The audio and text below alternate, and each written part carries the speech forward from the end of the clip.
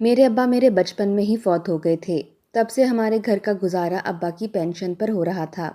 یہ شکر تھا کہ میرے ابا سرکاری ادارے میں جاب کرتے تھے اور میری اماں کو ہر مہینے ان کی پینشن مل جایا کرتی تھی، ورنہ آج کے دور میں کون کسی کا ساتھ دیتا ہے۔ میری اماں نے ہمیں ماں اور باپ دونوں ہی بن کر پالا تھا۔ میری ایک بڑی بہن تھی جس کی ایک ٹانگ پولیو کی وجہ سے خراب تھی اور وہ اماں کے ساتھ گھر میں ہوتی تھی۔ میرا ایک بھائی بھی تھا، ہم دونوں تعلیم حاصل کر رہے تھے۔ ابا کی پینشن سے ہمارے گھر کے اخراجات بڑی مشکل سے پورے ہوتے تھے۔ مجھے آج بھی وہ دن یاد ہے جب میں نے ایف اے مکمل کیا تھا اور اپنی گلی میں بنے ایک پرائیویٹ اسکول میں ٹیچر کی جاب کے لیے انٹرویو دینے چلی گئی تھی۔ انٹرویو کے بعد مجھے ٹیچر کی جاب مل گئی تھی اور پرنسپل نے بتایا تھا کہ مجھے ماہانہ 3000 تنخواہ ملے گی۔ میں نے اپنے گھر میں داخل ہوتے ہی اماں کو بتایا کہ میں کل سے گلی کے نکڑ والے اسکول میں پڑھانے جایا کروں گی، مجھے وہاں 3000 کی جاب ملی ہے۔ تب امی میری طرف حیرت سے دیکھنے لگیں، پھر آہستہ سے بولیں کہ ہمارے خاندان میں کبھی کسی لڑکی نے نوکری نہیں کی، لوگ کیا کہیں گے کہ ان کے گھر میں کھانے کو نہیں ہے، اب بیٹی باہر جا کر کام کرے گی۔ تب میں امی کی باتوں پر چڑ گئی اور غصے سے بولی، یہ لوگ تب کہاں تھے جب ہماری محدود سی پینشن تھی اور مہینے کے آخر میں ہمارے گھر میں آٹا ختم ہو جاتا تھا۔ تب مجھے پتا ہے کہ آپ دکان سے کس طرح سے آٹا لے کر ہمارا پیٹ بھرتی تھیں۔ اس وقت تو یہ لوگ کچھ نہیں کہتے تھے، تو اب بھی کچھ نہیں کہیں گے، اور اگر کہتے بھی ہیں تو سچی بات ہے امی، مجھے ان باتوں کی اب کوئی پرواہ نہیں ہے۔ مجھ سے اب گھٹ گھٹ کر زندگی نہیں گزاری جاتی۔ میری باتیں سن کر امی انتہائی غصے میں آ گئیں۔ تم نے کون سا گھٹ گھٹ کر وقت دیکھ لیا ہے جو مجھے باتیں سنائی جا رہی ہو؟ اچھا بھلا 3 وقت کا کھانا پیٹ بھر کر مل جاتا ہے، تو پھر کیا مسئلہ ہے تمہیں؟ امی، زندگی گزارنے کے لیے صرف 3 وقت کا کھانا ہی کافی نہیں ہوتا، اس کے ساتھ ساتھ اور دیگر لوازمات ضروری ہوتے ہیں۔ اچھا، تو وہ لوازمات میری رانی کے لیے کیا ہیں؟ امی نے طنزیہ کہا۔ تو میں نے کہا، امی، کبھی آپ نے سوچا ہے کہ اتنی گرمیاں اتنی سردیاں ہم پر سے گزری ہیں، ہم نے کبھی کسی سال بھی نیا سوٹ نہیں بنوایا، ہمیشہ لوگوں کے اترے ہوئے سوٹ پہنے ہیں۔ پچھلے 2 سالوں سے میں ایک ہی جوتا مرمت کروا کر پہن رہی ہوں۔ میرے اسکول کا یونیفارم آپ نے کبھی بھی نیا نہیں بنوایا، وہی پرانا گھسا پٹا یونیفارم جسے نیل لگا کر میں نیلا کرتی رہی ہوں، لیکن وہ کہیں سے بھی نیا نہیں لگتا۔ میرے ساتھ کی لڑکیاں نئے اسکول بیگ کے ساتھ آتی ہیں، لیکن میں وہی لنڈے کی پینٹوں سے بنائے اسکول کے بیگ لے کر جاتی رہی۔ لیکن اب بس بہت ہو گئی، میرا بھی دل چاہتا ہے کہ میں اچھے کپڑے پہنوں، میرے پاس ایک اچھا سا بیگ ہو۔ امی میری باتیں غور سے سنتی رہیں اور پھر خاموش ہو گئیں۔ وہ خاموش ہوئیں تو مجھے لگا کہ وہ رضامند ہو گئی ہیں، لیکن جب شام کو بھائی آئے تو امی نے میرے بارے میں ان سے کہا کہ یہ پرائیویٹ اسکول میں جاب کرنا چاہتی ہے، تو بھائی غصے سے آگ بگولا ہو گیا۔ وہ کہنے لگا، کوئی ضرورت نہیں ہے گھر سے باہر قدم نکالنے کی، آرام سے گھر میں بیٹھو۔ تب میں ایک دم غصے سے بولنے لگی کہ میری بہن ساجدہ نے مجھے چٹکی کاٹی اور خاموش رہنے کا کہا۔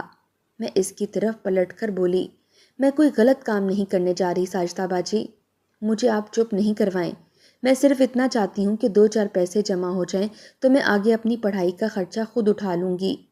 تم سے یہ کس نے کہا ہے کہ ہم تمہیں مزید پڑھائیں گے؟ بس ایف اے کر لیا ہے، یہی بہت ہے۔ میں بھائی کو غصے سے دیکھ رہی تھی۔ میں نے کہا، میں جانتی ہوں کہ ہمارے گھر کے حالات ایسے نہیں ہیں کہ میں مزید آگے پڑھ سکوں، اسی لیے میں اپنا خرچ خود اٹھانے کے لیے جاب کرنا چاہ رہی ہوں، کیونکہ اسکول میں ایک تو تمام لڑکیاں ہی ہوتی ہیں اور دوسرا کوئی ٹینشن بھی نہیں ہوتی۔ امی میری طرف حیرت سے دیکھنے لگیں اور بولیں، لیکن تم تو مجھے کچھ اور ہی کہہ رہی تھی کہ میں ان پیسوں سے اپنے جوتے اور کپڑے خریدوں گی، اور بھائی کو دیکھ کر تم نے اپنا بیان تبدیل کر لیا ہے۔ مجھے تو تمہاری باتوں کی کچھ سمجھ نہیں آ رہی، صبح کچھ کہتی ہو، شام کو کچھ کہتی ہو۔ تب میں غصے سے بولی، آپ کو تو ہماری کسی بات کی بھی سمجھ نہیں آتی، لیکن بھائی جان بہت سمجھدار ہیں، وہ اچھی طرح سے سمجھ رہے ہیں کہ میں کیا کہنا چاہتی ہوں۔ امی، بنا تعلیم کے بھی لڑکی کی کوئی زندگی نہیں ہے۔ میری بات سن کر بھائی بولے، ٹھیک ہے، تم اسکول میں جاب کر لو، لیکن یاد رکھو کہ میں کوئی ایسی ویسی بات نہ سنوں۔ اگر میں نے کوئی ایسی ویسی بات سنی تو یاد رکھنا، وہ دن تمہاری زندگی کا آخری دن ہوگا۔ بھائی کی بات کڑوی تو تھی، لیکن میں نے اس وقت خاموش رہنا ہی بہتر سمجھا، کیونکہ اگر میں تھوڑا سا بھی مزید بولتی تو ہو سکتا تھا کہ میرے غیرت مند بھائی کو بہت تکلیف ہوتی، اور اب جو مجھے اجازت ملی تھی اس سے میں ہاتھ دھو بیٹھتی۔ میں کمرے میں آئی تو نہ جانے کیوں میری آنکھوں میں آنسو آ گئے تھے۔ میری بہن کہنے لگی، پگلی اب کیوں روتی ہو؟ اب تو بھائی نے بھی اجازت دے دی ہے۔ میں نے آنسو پونچھتے ہوئے کہا کہ مجھے بھائی کی سمجھ نہیں آتی، وہ خود تو جو مرضی کرتے رہیں، لیکن بہنوں کے حوالے سے یہ کیسی سوچ رکھتے ہیں؟ میں باہر جاب کرنے کے لیے اور اپنے حالات کو سیدھا کرنے کے لیے یہ سب کر رہی ہوں، اور میرا بھائی سمجھتا ہے کہ میں باہر اس آزادی کا ناجائز فائدہ اٹھاؤں گی۔ بھلا ایسے بھی بھائی ہوتے ہیں کیا؟ میں نے دکھی لہجے میں کہا۔ تو میری بہن ساجدہ مجھے گلے لگا کر تسلی دیتے ہوئے بولی، چلو کوئی بات نہیں، دل پر مت لو، اتنی سی بات پر دل برا نہیں کرتے۔ اور پھر وہ اپنی چارپائی پر جا کر سلائی کڑھائی کرنے لگی۔ بہرحال میرے لیے یہی کافی تھا کہ مجھے بھائی اور امی کی طرف سے اجازت مل گئی تھی۔ اب مجھے کل اسکول جانے کی ٹینشن ہونے لگی، کیونکہ میرے پاس کوئی بھی اچھا سوٹ نہیں تھا جو میں پہن کر جاتی۔ میں نے اپنی فکر مندی کا اظہار جب اپنی بہن ساجدہ کے سامنے کیا تو وہ مسکراتے ہوئے کہنے لگی، اس کا ایک حل ہے۔ تو میں اس کی طرف حیرانگی سے دیکھنے لگی۔ تم اپنے کپڑوں کے اوپر میرے گرے کلر کا عبایا پہن جایا کرو اور اس کے اوپر اسٹالر لے لو، تمہیں اس کا بہت فائدہ ہوگا۔ میں منہ بناتے ہوئے بولی، بھلا اس کا کیا فائدہ ہوگا جب کپڑے ہی نظر نہیں آئیں گے؟ تب وہ ہنسنے لگی، پاگل لڑکی، تمہیں فائدہ یہ ہوگا کہ روز روز نئے کپڑے بنانے کے جھنجھٹ سے تم آزاد ہو جاؤ گی۔ لو بتاؤ، میں کپڑے بنانے کے لیے ہی تو جاب کر رہی ہوں، اور آپ ہیں کہ مجھے کہتی ہیں کہ نئے کپڑے بنانے کی ضرورت ہی نہیں ہے۔ میری بہن کہنے لگی، تم ایک ماہ انہی کپڑوں کے ساتھ چلی جاؤ، اور جب تنخواہ ملے گی اور اس سے نئے کپڑے بنا لینا۔ مجھے ان کا یہ آئیڈیا بہت پسند آیا اور میں نے ایسے ہی کیا۔ اسکول کا ماحول اتنا برا نہیں تھا، بس پرنسپل عجیب سخت مزاج کے انسان تھے، چھوٹی چھوٹی بات پر بری طرح سے بے عزت کرتے تھے۔ تب میرا رونے کو دل چاہتا۔ جب مہینے کے آخر میں مجھے تنخواہ ملتی تو میری سب پریشانیاں خوشی میں تبدیل ہو جاتیں۔ میں نے اپنی تعلیم بھی جاری رکھی ہوئی تھی، لیکن میری تنخواہ بہت کم تھی، جس کی وجہ سے مجھے تنکا جوڑ کر بھی بچت نہ ہو پاتی تھی۔ بس میں نے پہلے مہینے ہی اپنے لیے نئے سوٹ خریدے تھے، اس کے بعد میری ساری تنخواہ میری پڑھائی پر خرچ ہو رہی تھی۔ نئے کپڑے اور جوتوں کی چاہت تو ایک حسرت ہی بن کر رہ گئی تھی، لیکن ساجدہ باجی کے پلان نے میرا بھرم قائم رکھا تھا، ورنہ تو میری ساری تنخواہ نئے کپڑے اور جوتوں میں لگ جاتی اور میرے ہاتھ کچھ نہ آتا۔ میں بس یہ چاہتی تھی کہ میں اتنا پڑھ لکھ جاؤں کہ میں اچھی نوکری حاصل کروں۔ اسی تگ و دد میں سوچ و بچار کرتی رہتی اور اپنی پائی پائی بچا کر رکھ دیتی، کیونکہ میں نے دیکھ لیا تھا کہ اسکول جاب میں آپ چاہے کتنی ہی محنت کریں، لیکن آپ کو اس کا اچھا صلہ اچھی تنخواہ کی صورت میں نہیں دیا جاتا، بلکہ ان مالکان کا جب دل چاہتا ہے چھوٹی سی غلطی پر آپ کو اسکول سے باہر کا رستہ دکھا دیتے ہیں، اور وہ آپ کی ساری محنت جو آپ نے اسکول کے بچوں پر لگائی ہوتی ہے وہ مٹی میں مل جاتی ہے۔ اس کا اندازہ مجھے اس وقت ہوا جب میں نے اپنے اسکول کی 2-3 ٹیچرز کو، جن کو یہاں پر تقریباً 1 سال ہو چکا تھا، ایک معمولی سی غلطی پر انہیں اسکول سے نکلتے دیکھا، اور جب وہ روتے ہوئے یہاں سے نکلیں تو مجھے بہت افسوس ہوا۔ مجھے افسوس اس بات کا تھا کہ وہ بے حد ضرورت مند تھیں، جو اپنے گھر کی پریشانیوں اور تنگ دستیوں کی وجہ سے یہ جاب کرنے پر مجبور ہو گئی تھیں، لیکن اس اسکول کے مالکان کبھی کسی کی مجبوری نہیں دیکھتے، حالانکہ یہ دونوں ہی بہت ہی محنتی ٹیچرز تھیں۔ ان کے اسکول سے نکلنے کے بعد جو پہلی سوچ مجھے آئی وہ یہی تھی کہ مجھے اسکول کی جاب تک خود کو محدود نہیں رکھنا، بلکہ ساتھ ساتھ کوشش کر کے اگر کہیں اور اچھی جاب ملتی ہے تو وہ مجھے کر لینی چاہیے، کیونکہ مسئلہ یہ تھا کہ مجھے اسکول کے علاوہ کسی اور جگہ پر جاب کرنے کی اجازت نہیں ملنی تھی۔ وقت اپنی دھیمی دھیمی چال کے ساتھ چلتا رہا۔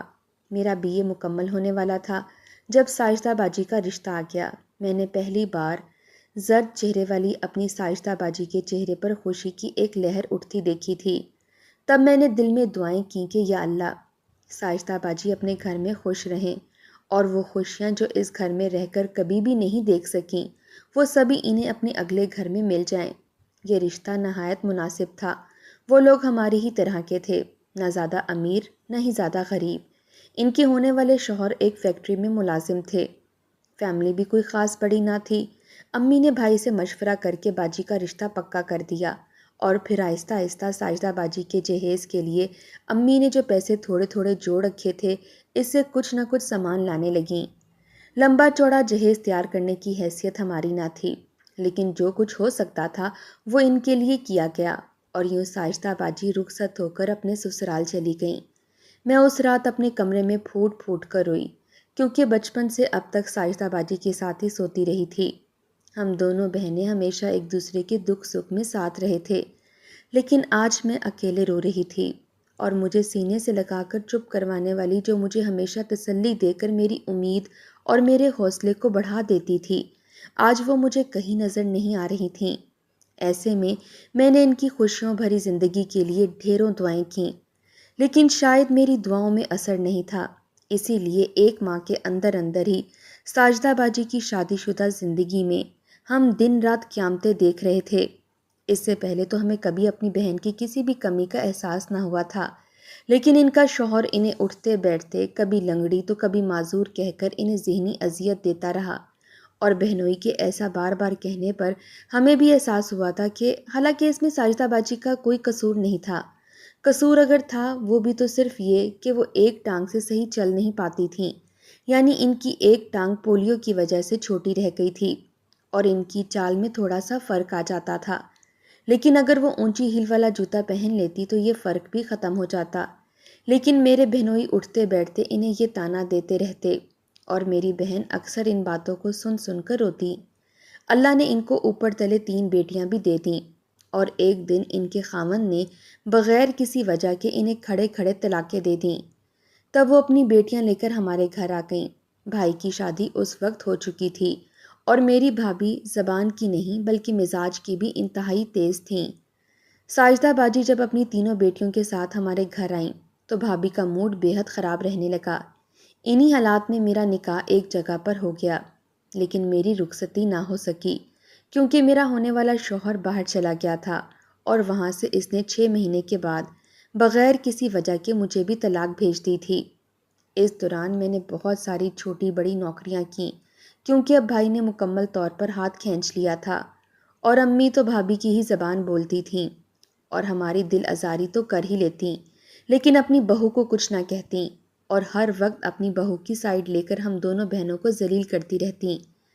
ساجدہ باجی نے کپڑوں کی سلائی کا کام پکڑ لیا تھا، لیکن ان کی صحت اجازت نہیں دیتی تھی کہ وہ مسلسل کام کریں۔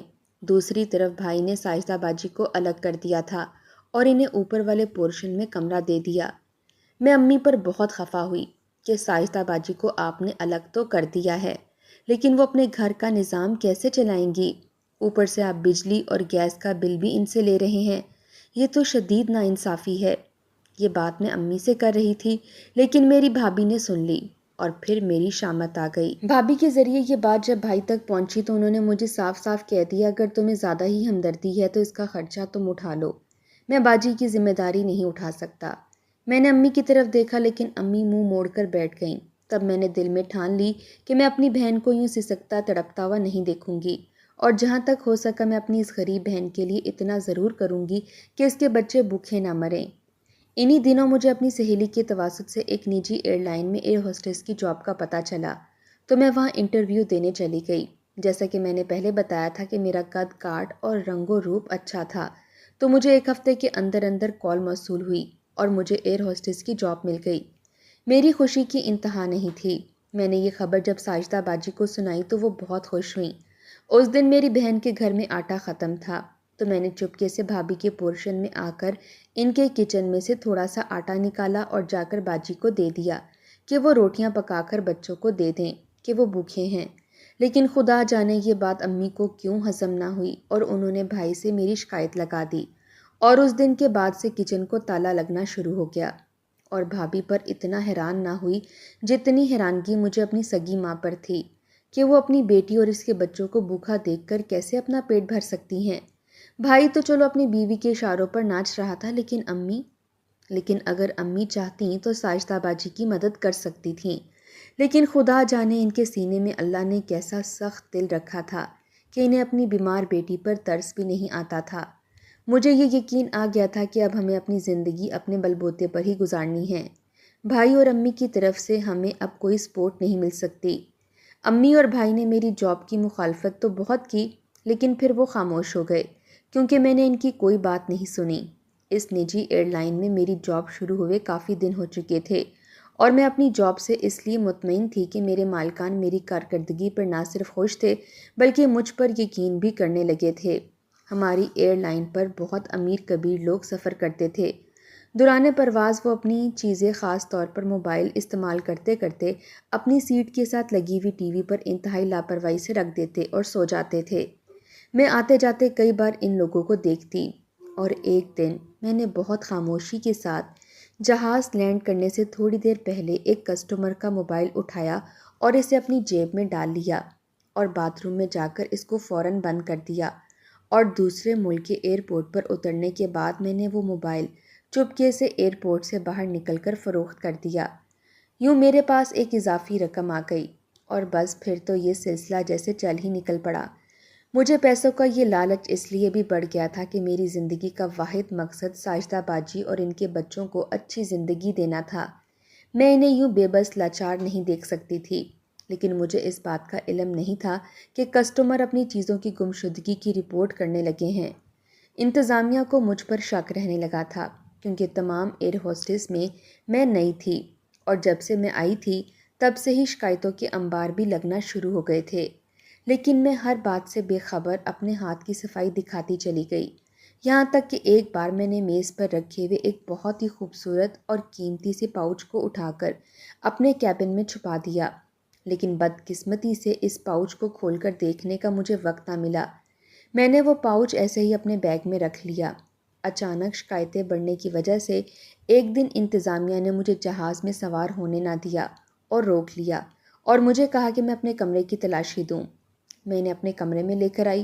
انہوں نے میرا وہ بیگ دیکھ لیا جس میں چرائی ہوئی چیزیں ڈالا کرتی تھی۔ اچانک انہوں نے وہ بیگ جب ہاتھ میں لیا تو مجھے لگا کہ سب ختم ہو جائے گا اور مجھے پولیس کے حوالے کر دیا جائے گا۔ میں نے اپنی آنکھیں بند کر لیں اور اپنے اللہ سے مدد طلب کرنے لگی، اور دل میں کہا کہ اے اللہ، اس بار مجھے بچا لے، میں سچے دل سے توبہ کرتی ہوں، میں کبھی ایسا گناہ نہیں کروں گی۔ پھر تصور میں اپنی بہن اور اس کے بچوں کو دیکھنے لگی، چونکہ وہ میرے آسرے پر کھل کر سانس لینے لگے تھے اور قدرے بہتر کھانا کھانے لگے تھے۔ میری بہن ساجدہ کا علاج چل رہا تھا اور اب وہ کافی بہتر تھی۔ مجھے لگا بے عزتی ہو جائے گی اور ساتھ ہی نوکری بھی چلی جائے گی، اور پھر شاید ایسی نوکری مجھے نہ مل پائے۔ لیکن میری حیرت کی انتہا نہ رہی جب میرے بیگ کی تلاشی لینے کے بعد وہ دونوں آفیسر مجھ سے معذرت کرنے لگے کہ انہوں نے مجھ پر شک کیا تھا۔ میں حیران ہو کر ان کی طرف دیکھنے لگی تھی۔ میں نے اپنے بیگ میں جھانک کر دیکھا تو میری آنکھیں پھٹی کی پھٹی رہ گئیں، کیونکہ میرے بیگ میں غلاف کعبہ کا ایک پیس پڑا ہوا ملا تھا۔ جانے کیوں اللہ کے گھر کا غلاف دیکھ کر میری آنکھیں بھر آئیں اور میں رو پڑی۔ میرے اللہ نے مجھ پر کیسا پردہ ڈالا تھا، یہ میری سمجھ سے بالاتر تھا۔ حالانکہ اگر اللہ چاہتا تو میری پول کھل سکتی تھی، لیکن میں قربان جاؤں اللہ پر کہ اس نے میری نیت دیکھی۔ میں نے اس وقت سچے دل سے توبہ کر لی تھی۔ وہ جانتا تھا کہ میں ان پیسوں سے 3 بچوں کا پیٹ پال رہی تھی، لیکن میں اب کبھی بھی غلط راستے پر نہیں چلوں گی، کیونکہ اللہ بھی بار بار ہماری غلطیوں پر پردہ نہیں ڈالتا۔ شاید اللہ تعالیٰ نے مجھے ایک موقع دیا تھا کہ میں سنبھل جاؤں اور راستے پر آ جاؤں۔ اس دن کے بعد میں نے کبھی چوری نہیں کی۔ میں اب جتنا بھی کماتی لا کر اپنی بہن کے ہاتھ میں دے دیتی۔ میری بھانجیاں بہت اچھے اسکول میں پڑھنے لگی تھیں۔ گھر میں روز روز کے جھگڑوں کی وجہ سے میں اپنی بہن کے ساتھ ایک الگ گھر میں شفٹ ہو گئی تھی، لیکن میں ہر ماہ اپنی ماں کو کچھ نہ کچھ رقم بھجوا دیا کرتی کہ میرا فرض بنتا تھا۔ میں نے شادی نہیں کی اور اپنی زندگی اپنی بہن اور اس کی بچیوں کے اچھے مستقبل کے لیے وقف کر دی۔ میں نے اپنی زندگی کی قربانی دے کر اپنی بہن کی بیٹیوں کی زندگی بنا ڈالی۔ آج وہ تینوں ایک بہت اچھے محکمے میں آفیسر بن گئی ہیں اور میری عزت اپنی ماں سے بھی زیادہ کرتی ہیں، اور انہیں اس مقام پر دیکھ کر مجھے لگتا ہے میرے اللہ نے دنیا جہاں کی خوشیاں میری جھولی میں ڈال دی ہیں۔